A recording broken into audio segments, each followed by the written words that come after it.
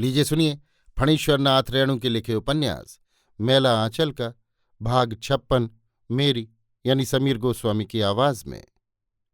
जय दुर्गा माता की जय। चंपापुर के कुमार साहब ने इस बार फिर बड़े बड़े पहलवानों को बुलाया है। कुश्ती, शिकार, संगीत और साहित्य सबका एक सम्मिलित पीठ स्थल रही है चंपापुर की ड्योढ़ी। बूढ़े राजा के समय की बात जाने दीजिए, अभी भी कुछ कम नहीं। विश्वकवि रविन्द्र ने जिस ड्योढ़ी की साहित्य गोष्ठी में अपनी प्रसिद्ध रचना राजा रानी की आवृत्ति की है, जहाँ की संगीत मंडली में पूरे एक सप्ताह तक फैयाज खां की अमर स्वर लहरी लहरा चुकी है। बूढ़े राजा ने शिकार पर कई किताबें लिखी हैं। पंजाबी पहलवान मुश्ताक का चेला चांद आया है इस बार। जमेगा? कालीचरण बनमंखी के पास एक गांव में है। दूर के रिश्तेदार बहुत चालाक आदमी है। उसका नाम बदल दिया है, रुस्तम खां। लोगों से कहता है रुस्तम खां तंबाकू का दल्लाल पूबा है। पूबा यानी पूरब का। कल चांद अखाड़े में जांघिया लगाकर उतरा, मगर सुनते हैं कि कोई जोड़ा ही नहीं मिला। कालीचरण ऐंठ जाता है, वो जाएगा जरूर जरूर। चंपापुर मेले का दंगल है बाबू। देखने वालों पर भी कभी कभी ऐसा जान सवार होता है कि आसपास के लोगों में धक्कम मुक्की शुरू हो जाती है। सिपाही जी लोग छड़ी नहीं चमकाते रहें तो हर साल एक दो आदमी दब कर मर जाएं। आज भी चांद जांघिया लगाकर घूम रहा है। कालीचरण भीड़ में से देखता है। वाह बलिहारी दोस्त, शरीर को खूब बनाया है। बलिहारी है दोस्त। आज भी चांद का जोड़ा नहीं मिला? जय जय दुर्गा माई की जय। जोड़ा नहीं मिला। जय। भैंपो भैंपो भैं भैं पौ पौ पौ। चटाक चटधा चटधा गिड़धा। अज्जा आली। हाफ कमीज और पाजामा पहाड़कर चित्थी चित्थी करते हुए कालीचरण मैदान में उतर पड़ता है। पागल है, मारो मारो। नहीं जी, जांघिया है अंदर में। अरे वाह, ये तो असल जोड़ा है। कौन है? अखाड़े में उतरने का ढंग ही कुछ ऐसा है कि सबकी आंखें चमक उठती हैं। सभी की निगाहें आपस में मिलती हैं। हाँ, यही है चांद की जोड़ी। मंडल जी नाम धाम पूछकर जल्दी से कुश्ती शुरू करवाने का हुक्म दे रहे हैं सरकार। सभी गाजे बाजे अचानक थम गए हैं। क्या हुआ? कुश्ती होगी या नहीं? पहलवान मुश्ताक अली हाथ जोड़कर कह रहा है बड़े कुमार साहब से। क्या नाम कहा? रुस्तम अली। जोगबनी का? मोरंगिया है? नहीं नहीं, देसिया ही है। वाह, अलबत्त जोड़ा है। चटाक चटधा चटधा गिड़धा। अरे वाह रे उस्ताद, ले ले ले, बच गया। अरे ये तो बिजली है, बिजली। चांद नाच रहा है। ये पंजाबी पैंतरा है। रुस्तम चुपचाप मुस्कुरा रहा है।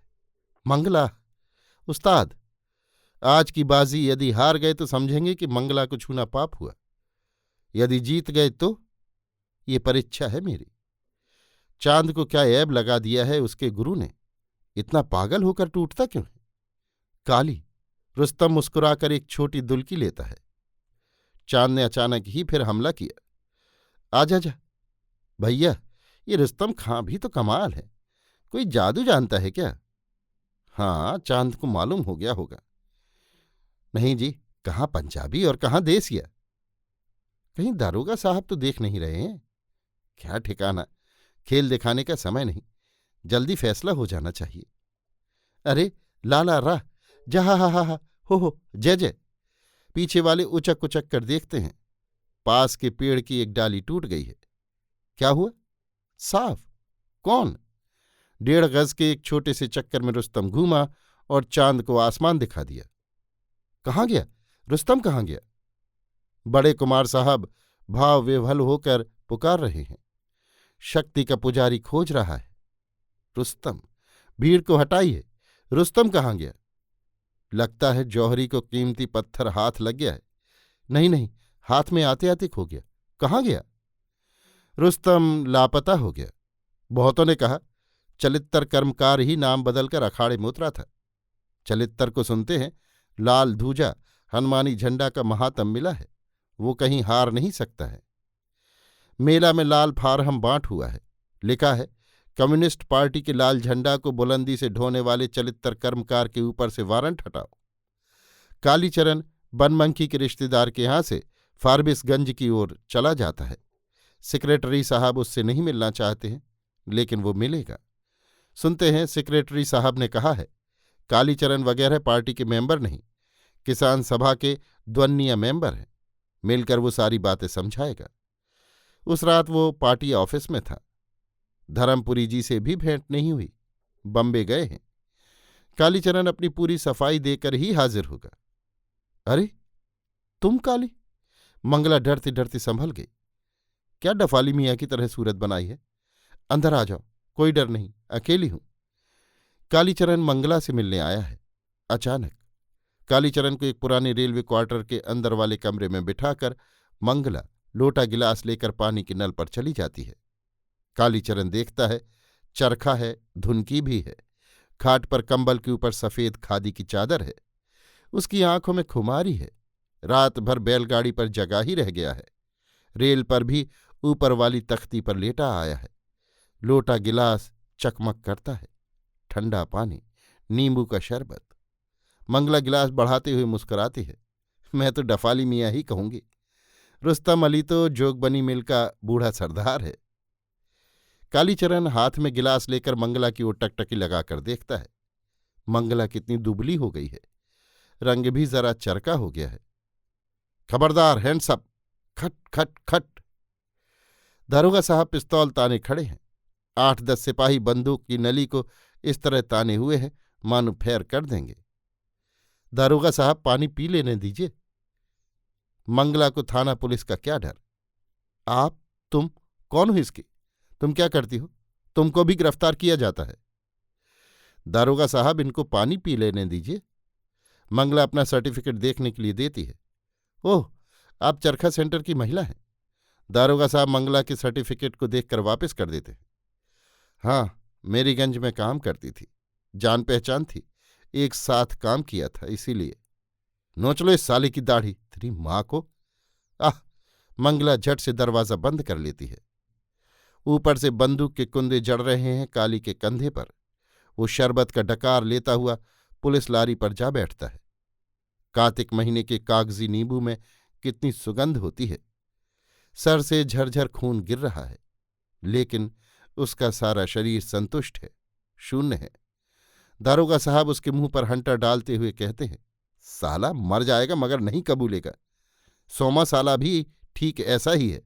अरे चलित्तर कर्मकार तेरी माँ का भतार है ना? कालीचरण के हाथों की हथकड़ी एक बार झनक उठी।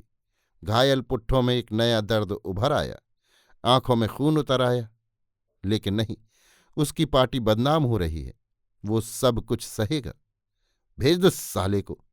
वासुदेव और सुनरा तो 2 ही थप्पड़ में बक बक उकलने लगा। उन दोनों को क्या है, सरकारी गवाह हो गए हैं, रिहा हो जाएंगे दोनों। मरेगा यही दोनों, डकैती विद मर्डर। नींबू का शरबत, डकार अभी भी आ रहा है कालीचरण को। मंगला, मुझे माफ करना। अभी आप सुन रहे थे फणीश्वरनाथ रेणु के लिखे उपन्यास मैला आंचल का भाग 56, मेरी यानी समीर गोस्वामी की आवाज में। लीजिए सुनिए फणीश्वरनाथ रेणु के लिखे उपन्यास मैला आंचल का भाग 57, मेरी यानी समीर गोस्वामी की आवाज में। बालदेव जी रामकिशुन आश्रम बहुत दिनों बाद आए हैं।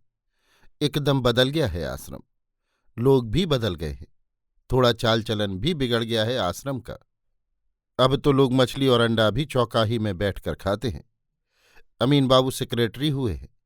कहते हैं मछली मांस आश्रम में ना तो बनाया धोया जाता है और न चूल्हे पर पकता ही है। लोग शहर से पका पकाया ले आते हैं, खाते हैं। इसमें हर्ज ही क्या है? हरज क्या है? बालदेव जी हक्का बक्का होकर अमीन बाबू का मुंह देखते हैं। लेकिन पहले तो आश्रम के हाता में भी नहीं आता था। ये जो नया रसोई घर बना है वो आश्रम की जमीन में नहीं, कुबेर साह की जमीन में है। अब तो आप जगह जमीन वाले आदमी हो गए। खाता खतियान नक्शा पर्चा देखना तो जरूर सीखे होंगे। जाइए, जाकर कचहरी से नकल निकास करवा कर देख लीजिए, समझे? फारबिसगंज के नवतुरिया नेता छोटन बाबू कहते हैं। बालदेव जी कटमटाकर उनकी ओर देखते हैं। छोटन, फारबिसगंज का ये लुच्चा लौंडा, हर बात में फुच फुच करता है। अमीन बाबू के साथ दिन रात रहता है ना, इसलिए मुंह जोर भी हो गया है। झूठा तो नंबर 1 का। फारबिसगंज का नाम फरेबगंज करेगा ये, इसमें कोई संदेह नहीं। छोटन बाबू, खाता खतियान नक्शा पर्चा देखकर हम क्या करेंगे? रामकिशुन बाबू के जमाने में रामकिशुन का जमाना रामकिशुन बाबू के साथ चला गया। छोटन बाबू का टंडन भोल्टियर मटरा भी बोलता है। भोल्टियर यानी किसी नेता का व्यक्तिगत नौकर। ये कांग्रेस ऑफिस है, बाबाजी का मठ नहीं। बालदेव जी की अकेल गुम हो रही है। खैनी से सड़े हुए दांतों को निकालकर मटरा हंसता है, फिर मटकी मारकर कहता है, कबीराहा में तो सब धन साहेब का ही होता है। खंजड़ी बजाना सीखे हैं या नहीं? सभी ठठाकर हंस पड़ते हैं। चन्नन पट्टी का गुदरू कहता है, बालदेव, अब अपने गांव में आओगे तो जतियारी भोज से पकड़कर उठा दिए जाओगे। बालदेव मेरी गंज का एकांती मजा छोड़कर गांव क्यों आएगा? अंधों में काना बनकर मौज कर रहा है।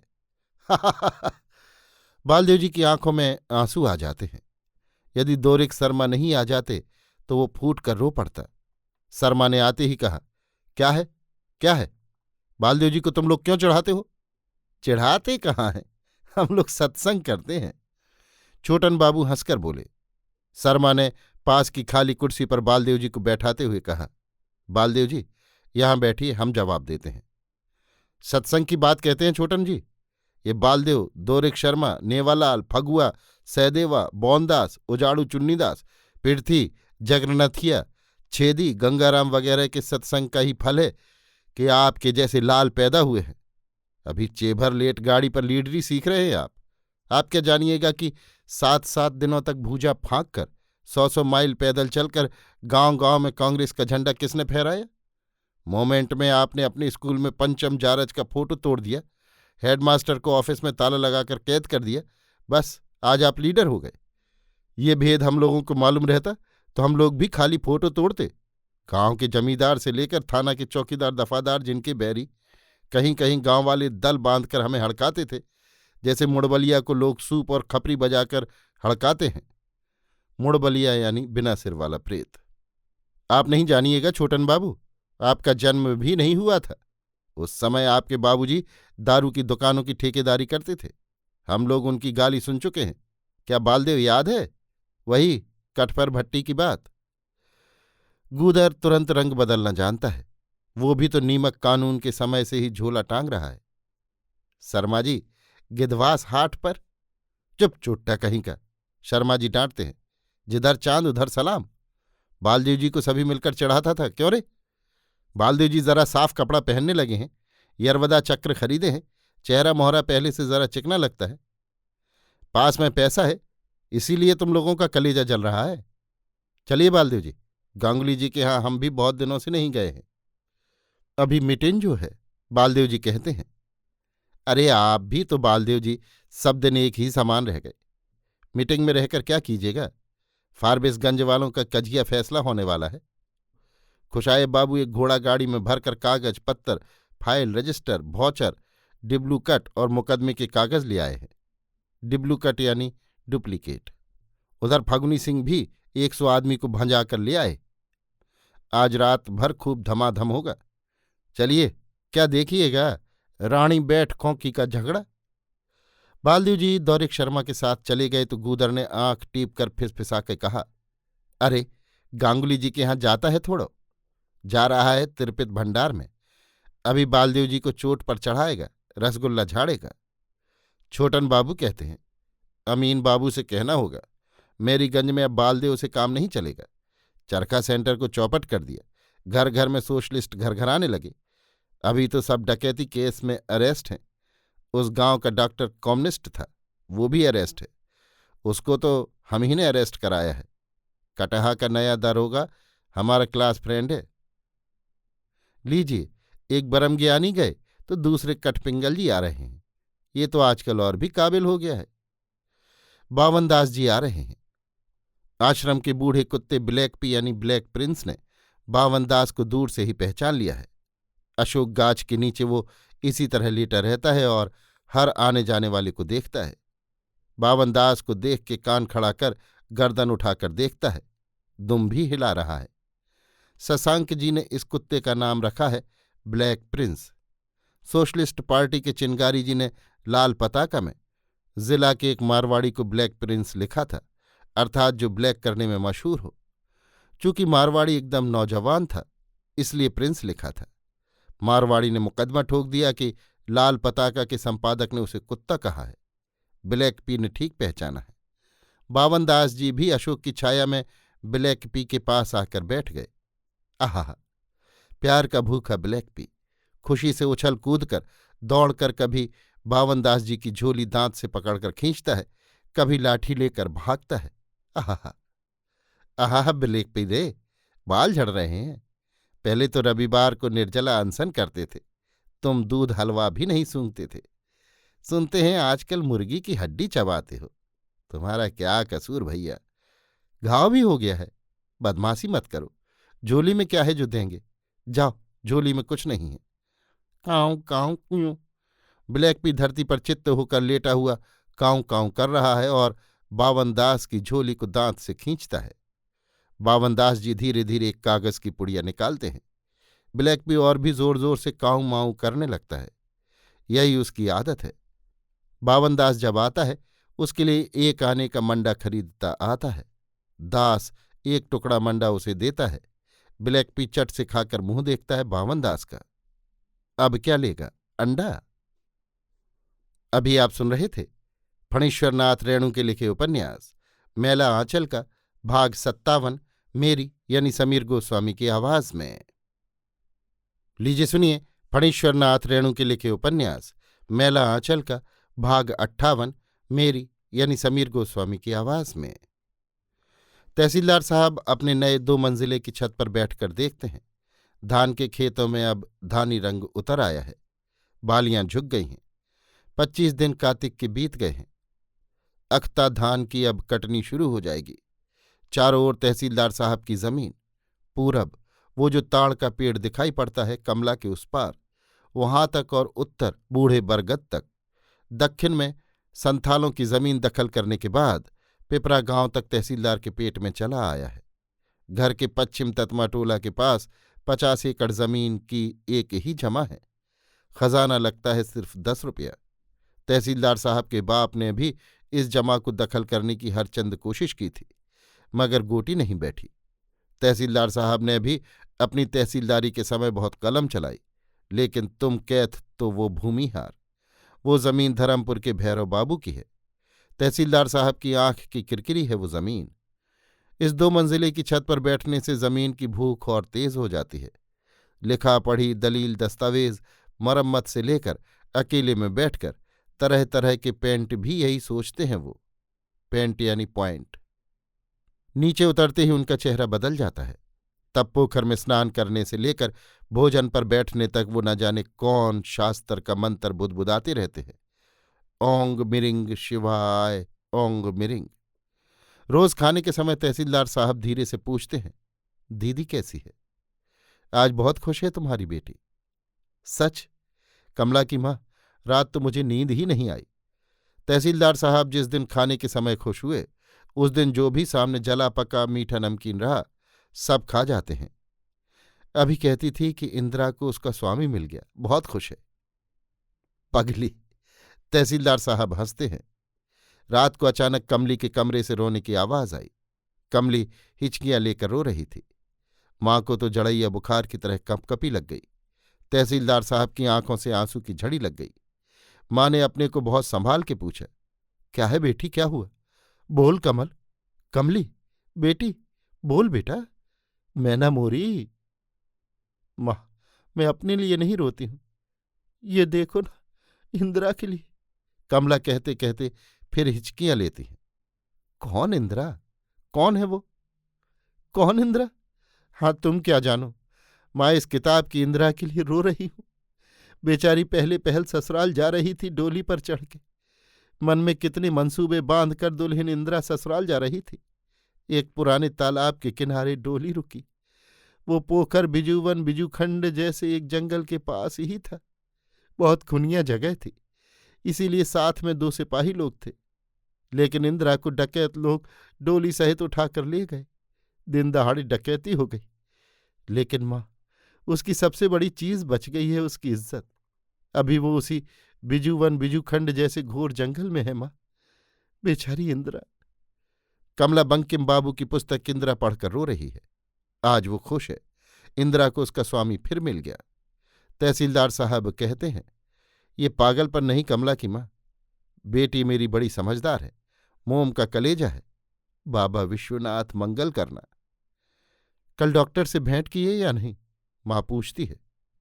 हाँ, रात में तो सुना ही नहीं सका। बड़ा झंझट का काम है। दरखास्त दिया तो पूछा कि डॉक्टर आपके कौन है। मैं क्या जवाब दूं? कहा कोई नहीं, बस नामंजूर कर दिया दरखास्त। किरानी बाबू बड़े भले आदमी थे। वे बोले कि डॉक्टर साहब नज़रबंद हैं, इसलिए वे सिर्फ माँ बाप, स्त्री और बहन से ही खत किताबत कर सकते हैं या मिल सकते हैं। क्या कानून है? बहन को चिट्ठी दे सकते हैं, बहनोई को नहीं। स्त्री से भेंट कर सकते हैं, लेकिन साथ में ससुर रहे तो वो बेचारा अपने जमाई का मुंह भी नहीं देख सकता। तहसीलदार साहब मुंह धोकर बगल की कोठरी में जाते जाते कहते हैं, प्यारू वहीं पूर्णिया में ही रहता है, एक होटल में खाता पीता है। जेल के अंदर से ही डॉक्टर ने गणेश का इंतजाम कर दिया है। वर्मू समाज मंदिर में हर महीने दस्तखत करके चेक भेज देता है डॉक्टर। प्यारू और गणेश के नाम से अलग अलग चेक देता है। जो भी कहो, आदमी बहुत अच्छा है ये डॉक्टर। प्यारू कहता था, एक दिन वो दूध के ठेकेदार के साथ अंदर चला गया। अंदर जाकर फाटक के पास ही डॉक्टर साहब से भेंट हो गई। डॉक्टर साहब जेल ऑफिस में आ रहे थे। प्यारू को देखकर अचकचा गए डॉक्टर साहब। फिर कहा, क्यों आए? प्यारू ने कुछ जवाब नहीं दिया तो पूछा, मेरीगंज से कब आए हो? कमला कैसी है? पूछा, डॉक्टर ने पूछा था। प्यारू ने क्या जवाब दिया? कमली की माँ एक ही सांस में उतावली होकर पूछती है, ना जाने क्या बता दिया उसने। नहीं, प्यारू बेवकूफ नहीं है। जवाब दिया, अच्छी है, आपका फोटो ले गई है, रोज सुबह उठकर देखती है। अच्छा, कहा उसने? कितना होशियार है प्यारू। आहा, भगवान भी कैसे हैं, कोई नहीं है बेचारे को। तब डॉक्टर ने क्या कहा? कहता था, हंसते हंसते चले गए। तहसीलदार साहब ने मुंह में पान डाल लिया। अब बात फुरा गई। मारे खुशी के कमली की माँ भरपेट खा भी नहीं सकती है। माँ बेटी साथ ही खाती हैं रोज।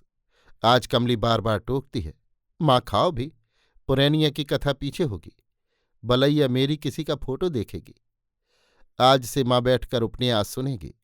कमली फिर शुरू से इंदिरा पढ़कर सुना रही है। कमली कहती है, माँ शकुंतला, सावित्री आदि की कथा पढ़ने में मन लगता है, लेकिन उपन्यास पढ़ते समय ऐसा लगता है कि ये देवी देवता, ऋषि मुनि की कहानी नहीं, जैसे ये हम लोगों के गांव घर की बात हो। आज 2 दिनों से खाने पीने के बाद कमली के गर्भ में पलता हुआ शिशु हाथ पांव फड़फड़ाता है। लाज से वो कुछ कहती नहीं है माँ को, लेकिन जब से उसे आने वाले की आहट मिली है, कमली का मन किसी दूर में खोसा गया है। एक ही साथ बहुत से बच्चों के मुखड़े खिलखिला उठते हैं। उसकी आंखों के आगे बच्चे उसके साथ आंख मिचौनी खेल रहे हैं। कौन है वो? सभी प्यारे, ताजे कमल की तरह खिले हुए। वो किसका हाथ पकड़े? वो एक चंचल बालक को उठाकर गोद में ले लेती है। कितने कोमल हैं उसके हाथ पैर, कैसी मीठी मुस्कुराहट, कितना चंचल। मेरा चुलबुला राजा रे। कमली की छाती से दूध झरने लगता है। कमली की माँ, तहसीलदार साहब 2 मंजिले की कोठरी से पुकारते हैं। जरा इधर तो आना कमली की माँ। 2 मंजिले पर पैर रखते ही तहसीलदार साहब की बुद्धि, उनके विचार, उनकी बोली बानी सब बदल जाती है। जबड़े की हड्डियां खुद ब खुद चलती रहती हैं, मानो कोई चीज चबा रहे हों। कमली की माँ, मैं अब फांसी लगाकर मर जाऊंगा। मुझे नींद नहीं आती है। क्या होगा? कुछ सोचती हो? कोई उपाय? दुश्मन को भी ये दिन कभी देखने न पड़े। तुम तो अब दिन रात बेटी के पास रहती हो। मेरा जी अकेले में घबराता है। तुम्हारी नागिन बेटी ने ऐसा डसा है कि। तहसीलदार साहब आवेश में आकर खड़े हो जाते हैं। छी कमली के बाबू, कैसी बातें करते हो? चुप रहो तुम दोनों ने मुझे। हट जाओ। कमली के बाबू बैठ जाओ, चिल्लाओ मत, लड़की सुन लेगी। सुन लेगी? हूं बड़ी लाट साहब की बेटी आई है। कमली के बाबू। चुप। बूढ़ी नौकरानी आकर कहती है, चाय पिए ले बजभे छथिन दाय नीचा। चलो। कमली अब भी रोज दोनों वक्त अपने हाथों से चाय बनाकर भेजती है अपने बाप को। कमली कहती है, बाबा 100 प्यालियों के बीच सिर्फ रंग देखकर मेरी बनाई हुई चाय पहचान लेंगे। नीचे के कमरे में बैठकर चाय की प्याली में चुस्की लेते ही तहसीलदार साहब की तनी हुई रगें ढीली पड़ जाती हैं। चेहरा स्वाभाविक हो जाता है। सेबिया की रजाई भरवा दो इस बार, नहीं तो बूढ़ी इस जाड़े में गठिया से नहीं उबर सकेगी। तहसीलदार साहब कहते हैं, तुम्हारी बेटी तुम्हारे लिए ऊनी गंजी बुन रही है। किताब खोलकर सामने रख लेती है। दोनों हाथों में सिलाई लेकर किताब में देख देख कर जब बिनने लगती है कमली, तो लगता है हाथ नहीं मशीन है। सच? आह बेचारी, मेरे जैसे अभागे के घर में जन्म लेकर बचपन से दुख ही दुख भोगती आ रही है दीदी मेरी। कमली की माँ, तुमको याद है जब सिर्फ 1 साल की थी कमली, उसी समय मैंने कहा था कि मेरी बेटी संतोष की पुतली बनकर आई है। सेबिया हंसती हुई अधूरा स्वेटर ले आती है। यही देखो, माँ हाथ में लेकर दिखलाती है, अपनी बेटी की कारीगरी देखो। तहसीलदार साहब मुस्कुराते हुए देखते हैं, फिर सेबिया को इशारा करते हुए कहते हैं, ये तो बहुत बड़ा होगा मेरी देह में। मेरे लिए तो इतना छोटा, एक बच्चे के बराबर चाहिए, इतना छोटा। सेबिया गाल पर हाथ रखकर हंसते हुए कहती है, बतहा। बतहा यानी पागल। माँ कहती है, दे आओ, कहना बहुत बढ़िया है। बहुत पुरानी नौकरानी है सेबिया। कमली की माँ के बचपन की सहेली है वो। साथ साथ खेली है, बचपन में ही बेवा हुई। चुमौना की बात सुनते ही हफ्तों रोती रहती और नदी में डूबने जाती। कमली की माँ के साथ यहाँ आई और अब तक है। गठिया के कारण शरीर बहुत कमजोर हो गया है और एक कान से कम सुनती है। कमली कहती है, सेबिया माई। सेबिया माई।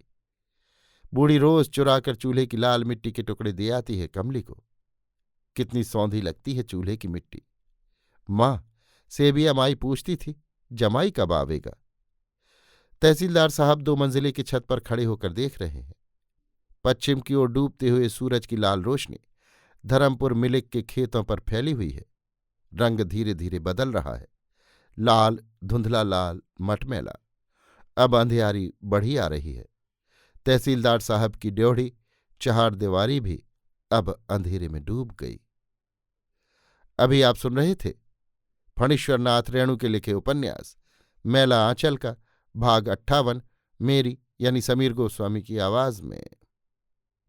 लीजिए सुनिए फणीश्वर नाथ रेणु के लिखे उपन्यास मैला आंचल का भाग 59, मेरी यानी समीर गोस्वामी की आवाज में। बालदेव जी घोड़ा गाड़ी वाले से कहते हैं, देखो जी, आप यदि ट्रेन पकड़ा दो तो 8 आना बख्शीश देंगे। देखिए, अपने जानती कोशिश तो हम खूब करेंगे। चल बेटा, कदम कदम बढ़ा के। घोड़ा वाला छोकरा घोड़े को चाबुक लगाते हुए गाता है, झगड़ा शुरू हुआ है सारे हिंदुस्तान में, हिंदू मुसलमान में ना। बालदेव जी को आज मालूम हुआ कि महात्मा जी 2 महीने से लगातार पटना में थे। रोज प्रार्थना सभा में भाषण देते थे महात्मा जी। आजकल दिल्ली में हैं। कौन गाड़ी बिगुल दिया जी? अभी सिंगल डॉन भी नहीं हुआ है, देरी है। देरी है? वाह बहादुर। स्टेशन पर बालदेव जी ने भाड़ा के अलावा 1 अठन्नी बख्शीश में दिया तो घोड़ा गाड़ी वाले छोकरे ने बड़े कैदा से हाथ चमका के सलाम किया। सलाम हजौर। किसी जवान स्त्री को देखते ही बालदेव जी को झट से लक्ष्मी की याद आ जाती है। मन ही मन सोचते हैं, यदि थोड़ी देर गांगुली जी के यहाँ और हो जाती तो आज शर्मा जी आने नहीं देते। चलते चलते शर्मा जी ने आखिर दिल लगी कर ही लिया। अच्छा तो बालदेव जाओ, हम बेकूफ जो तुमको रोकेंगे। तुमको यहाँ रोक लें और उधर तुम्हारी कोठारिन किसी से सत्संग करने लगे तो हुआ। माफ करना। अच्छा तो जय हिंद। जय हिंद बालदेव जी। कौन? खलासी जी? कहिए क्या हाल है? हम तो अभी आ रहे हैं मेरीगंज से। जाइए, रौतहट स्टेशन में आपकी बैलगाड़ी लगी हुई है। गए थे रोकसती कराने के लिए। रोकसती यानी रुखसत। आज 10 दिन के बाद लौटे हैं। हमारे जलाना को गरम हवा लग गया है। गरम हवा यानी भूत प्रेत की हवा। झाड़ फूंक कर साथ लेते आए हैं। हाँ, आज 10 बजे हम आपके आश्रम की तरफ गए थे, एक जड़ी खोजने के लिए। आश्रम देखकर मन होता था कि यहां से कहीं नहीं जाए। आप तो थे नहीं, कोठारिन जी थी। साहेब बनगी किया, सुपाड़ी कसेली खाया, एक नवतुरिया साधु जी इतना बढ़िया गा गा कर बीजक पढ़ रहे थे कि जी होता था बैठे रहे। अच्छा तो जय हिंद। नवतुरिया साधु? काशी जी का विद्यार्थी जी है। महंत सेवादास के समय से ही मठ पर आता है। साल 2 साल के बाद महंत साहब जाने के समय धोती चादर किताब का दाम और राह खर्चा देते थे। मोती के जैसा अक्षर लिखता है। लक्ष्मी ने जो बीजक दिया था बालदेव जी को, इसी विद्यार्थी जी का लिखा हुआ था। इस बार आए हैं तो कहते हैं कि मठ पर जी नहीं लगता है। लेकिन लक्ष्मी तो अब मठ की कोठारिन नहीं, एक भले घर की स्त्री है। जब मैं घर में नहीं था तो वो क्यों गया? आखिर लोग सोचते क्या होंगे? नहीं, ये अच्छी बात नहीं। लक्ष्मी को समझा देना होगा। बालदेव जी की मौसी रोज सुबह ही उनके आश्रम के सामने आकर बैठ जाती है और गिन गिन कर गालियां सुना जाती है। अरे भकुआ रे, यही दिन के लिए पाल पोस के इतना बड़ा किया था रे, मुड़ी कटौना रे। लक्ष्मीनिया ने तो तुमको धोखा की माटी खिलाकर बस कर लिया है। धोखा की माटी यानी बस में करने का एक टोटका। भेंडा बनाकर रख लिया है रे बेलज्जा, मोट की घुमसी की सूरत पर कैसे भूल गया रे। और लक्ष्मी कभी सेर भर चावल, पाव भर दाल अथवा गेहूं, आलू वगैरह देकर उसे विदा करती है। एक पहर सांझ हो गई है, सर्दी काफी पड़ने लगी है। अब बालदेव जी चादर से कान को ढक लेते हैं, लेकिन कान तो गर्म है। विद्यार्थी जी? अरे हाँ हाँ, ठहर।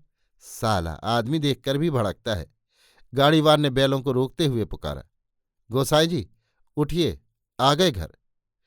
बालदेव जी जगे ही हुए हैं। उठते ही दूर पेड़ की छाया में किसी को जाते देखते हैं। ओह, विद्यार्थी जी अभी जा रहे हैं, इसीलिए बैल भड़के थे। साहेब बंदगी। लक्ष्मी पैर छूकर साहेब बंदगी करती है। बालदेव जी मिनमिनाकर कुछ कहते हैं और सीधे अपनी आसनी पर चले जाते हैं।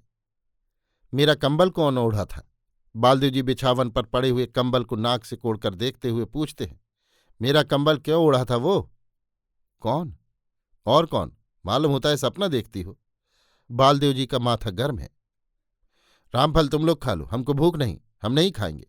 बालदेव जी जोर जोर से कंबल झाड़ते हुए कहते हैं। दुनिया भर का आदमी आकर आसन पर सोएगा। लक्ष्मी कई दिनों से देखती है। बालदेव जी बात बात पर बिगड़ जाते हैं। वो आकर दरवाजे के पास खड़ी हो जाती है। आसन झाड़ा हुआ है। विद्यार्थी जी तो ओसारे पर बैठे थे। क्यों ओसारे पर क्यों थे? घर में नहीं बैठते विद्यार्थी जी? सूने घर में जैसा घर वैसा ओसारा। बालदेव जी के ओठ फड़क उठते हैं। विद्यार्थी जी आते हैं सत्संग करने के लिए। हाँ हाँ, खूब समझते हैं सत्संग। सत्संग। बालदेव जी घृणा से मुंह सिकोड़ लेते हैं। ना जाने क्यों आज सत्संग सुनते ही उनके देह में झरक सी लगती है। छोटन बाबू ने कहा था सत्संग कर रहे हैं।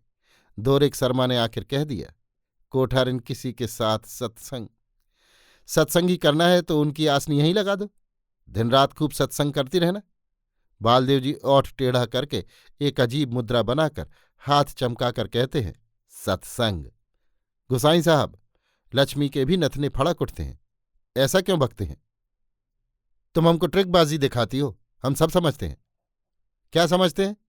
बाहें क्यों मरोड़ती है लक्ष्मी? मारपीट करेगी क्या? गुस्सा से थर थर कांपती है। बोलिए, क्या समझते हैं? रंडी समझ लिया है क्या? ठीक ही कहा है, जानवर की मूड़ी को पोसने से गले की फांसी छुड़ाता है, मगर आदमी की मूड़ी? हम तुम्हारे पालतू कुत्ता नहीं, हम अभी चंदन पट्टी चले जाएंगे अभी।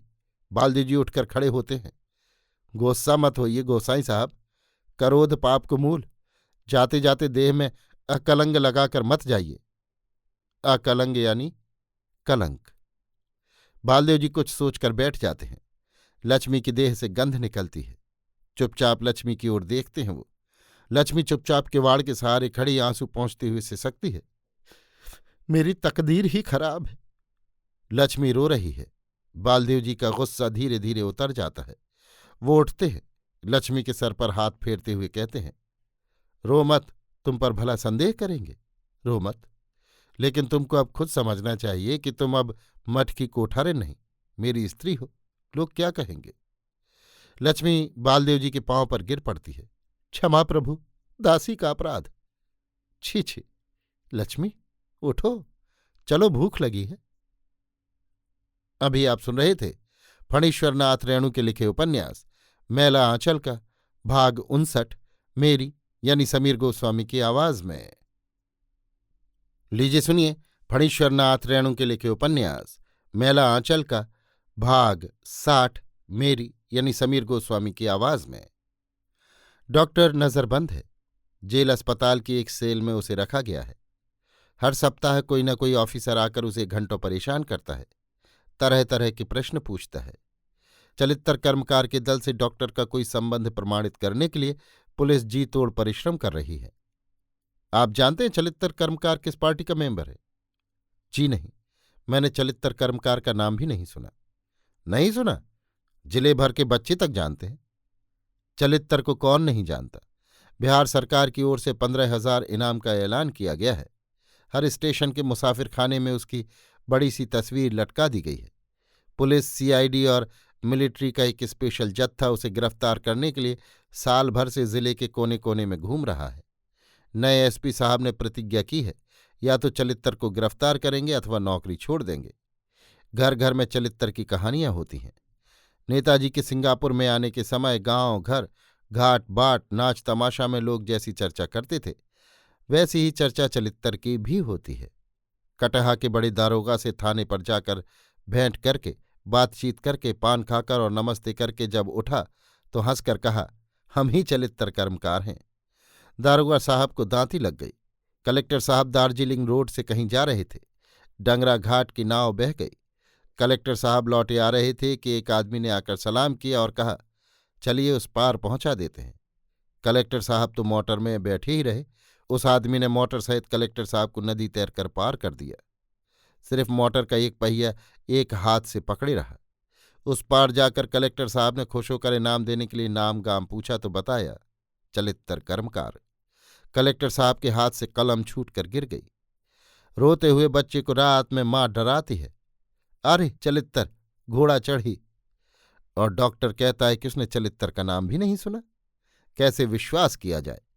विराटनगर के बड़े हाकिम ने लिखा है, डॉक्टर नेपाल की प्रजा नहीं। बंगाल वालों का जवाब आया है, बंगाल से उसका कोई संबंध नहीं। तो आखिर कहाँ का आदमी है? पुरानी फाइलों को उलटने से बातें और भी उलझ जाती हैं। अजब झंझट है। उधर विधानसभा में सवाल पूछा गया है, डॉक्टर को क्यों नजरबंद किया गया है? बड़ी मुश्किल है। एसपी साहब बहुत कड़े आदमी हैं। कटहा के छोटे दारोगा को गलियाकर ठीक कर दिया है। जेल में दाखिल होने के बाद डॉक्टर को लगा इसकी बहुत बड़ी आवश्यकता थी। जेल, अस्पताल का ये सेल, ऑफिसरों का आना जाना और पूछताछ 15-20 दिनों के बाद ही बंद हो गई। गांधी जी पटना की प्रार्थना सभा में रोज प्रवचन देते हैं। दैनिक पत्रों के ये पृष्ठ कभी पुराने नहीं होंगे। इन प्रवचनों पर बहस नहीं की जा सकती है। किसी सेल में बैठकर इसका अध्ययन किया जा सकता है। अभी कल कुछ संप्रदायवादियों के एक बड़े जलसे का उद्घाटन किया है, प्रांत के एक बड़े जगजाहिर नेता ने। मालूम होता है चालबाजी बहुत दूर तक चली गई है। महात्मा गांधी से भी काली टोपी स्वयंसेवक दल के लिए प्रशंसा के शब्द वसूलना हंसी खेल की बात नहीं। मन में किसी ने कहा था, उन्हें धोखा दिया गया है, और तीसरे ही दिन बात स्पष्ट हो गई। गांधी जी ने बयान में कहा है, इस संस्था के संचालकों ने मेरे पास अपनी संस्था का उद्देश्य छिपाया। इसका मतलब हुआ उनकी आत्मा कहती है कि वे असत्य मार्ग पर हैं। फिर कोई सही दिमाग वाला आदमी उन्हें कैसे कहेगा कि वे सही रास्ते पर हैं? मेरीगंज की याद आती है। कमला की बड़ी चिंता थी, मगर सुना है वो ठीक है। कमला की याद आते ही जेल की सारी क्रूरताएं सामने आकर खड़ी हो जाती हैं। कालीचरण, वासुदेव वगैरह डकैती केस में फंस कर आए हैं। वासुदेव सुंदर और सोमा की बात नहीं जानता, लेकिन कालीचरण, विश्वास नहीं होता। कुछ कहा भी नहीं जा सकता है। तहसीलदार विश्वनाथ प्रसाद की अब 5 उंगलियां घी में होंगी, लेकिन यह अन्याय कितने दिनों तक चलेगा? तहसीलदार विश्वनाथ प्रसाद ने एक दिन हंसकर कहा था, जिस दिन धनी, जमींदार, सेठ और मिल वालों को लोग राह चलते कोढ़ी और पागल समझने लगेंगे, उसी दिन असल सुराज हो जाएगा। आप कहते हैं कि ऐसा जमाना आवेगा। जब जमाना आवेगा तो हमारी संपत्ति छीनी जाएगी ही, और अभी संपत्ति बटोरने पर तो कोई प्रतिबंध नहीं। तो फिर बैठा क्यों रहूं? तहसीलदार साहब भी अजीब आदमी हैं, लेकिन वो जेल से छूटकर मेरीगंज ही जाएगा। और कहाँ जाएगा वो? नेपाल। नेपाल के लोगों ने नेपाल राष्ट्रीय कांग्रेस की स्थापना की है। नहीं, राजनीति में वो नहीं जाएगा। वो राजनीति के काबिल नहीं। एक बार ममता ने बातें करते हुए राजनीति की तुलना डायन से की थी। डायन? मौसी को लोगों ने मार ही डाला। मौसी, गणेश, कमला, लाख चेष्टा करने पर भी उसकी सूरत आंखों के आगे आ जाती है। डॉक्टर साहब, असिस्टेंट जेलर साहब आए हैं। ब्रह्म समाज मंदिर के सेक्रेटरी आए हैं। आपका भांजा बीमार है, आपसे उसके इलाज के बारे में कुछ सलाह लेने आए हैं। जेलर साहब आपको बुला रहे हैं। ओह, चलिए। अभी आप सुन रहे थे फणीश्वर नाथ रेणु के लिखे उपन्यास मैला आंचल का भाग 60, मेरी यानी समीर गोस्वामी की आवाज में।